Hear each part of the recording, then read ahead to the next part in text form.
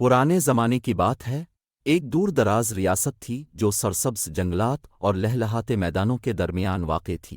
وہاں ایک خوبصورت گلاب کا باغ تھا جس کی دیکھ بھال ایک بوڑھی نیک دل جادوگرنی ایلارا کرتی تھی۔ ایلارا نے باغ کے بیچ ایک بہت خاص گلاب اگایا تھا، ایک ایسا گلاب جس میں زبردست جادو بھرا ہوا تھا۔ کہا جاتا تھا کہ جس کے پاس یہ گلاب ہوگا اس کی ایک خواہش پوری ہوگی، چاہے وہ کتنی ہی ناممکن کیوں نہ ہو۔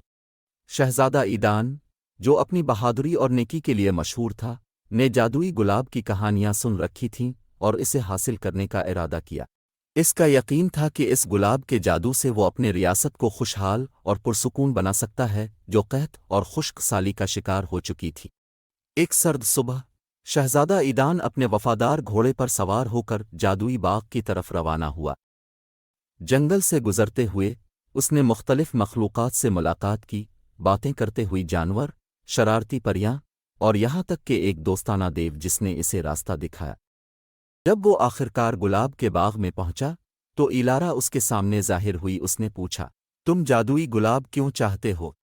شہزادہ ایدان نے اپنے مشن کی وضاحت دل کی سچائی اور ہمدردی سے کی۔ ایلارا اس کے نیک ارادوں سے متاثر ہوئی اور فیصلہ کیا کہ وہ اسے گلاب حاصل کرنے کا موقع دے گی۔ اس نے 3 کام دیے: ایک فینکس سے سنہری پر لانا، ایک جل پری کا آنسو لانا اور قدیم سفنکس کی پہیلی کو حل کرنا۔ پختہ ارادے کے ساتھ شہزادہ ایدان نے اپنے کاموں کا آغاز کیا۔ وہ سب سے اونچے پہاڑ پر گیا جہاں فینکس رہتی تھی۔ اس نے دیکھا کہ ایک خوفناک سانپ فینکس پر حملہ کر رہا ہے۔ اس نے فینکس کو بچایا، فینکس خوش ہو چھوٹیے اور شہزادے کو ایک پر دے دیا۔ پھر وہ خطرناک سمندروں میں گیا جہاں اس نے ایک اداس جل پری کو تسلی دی اور اس کا آنسو حاصل کیا۔ آخر میں اس نے سفنکس کا سامنا کیا اور اپنی عقل اور حکمت سے اس کی پہیلی حل کی۔ تینوں کام مکمل کر کے شہزادہ ایدان باغ میں واپس آیا۔ ایلارا مسکرائی اور اسے جادوئی گلاب دے دیا۔ تم نے اپنی اہلیت ثابت کر دی، شہزادہ ایدان۔ تمہاری خواہش تمہاری ریاست میں خوشی اور خوشحالی لے آئے۔ شہزادہ ایدان گھر واپس آیا اور قحط کے خاتمے کے لیے بارش کی خواہش کی۔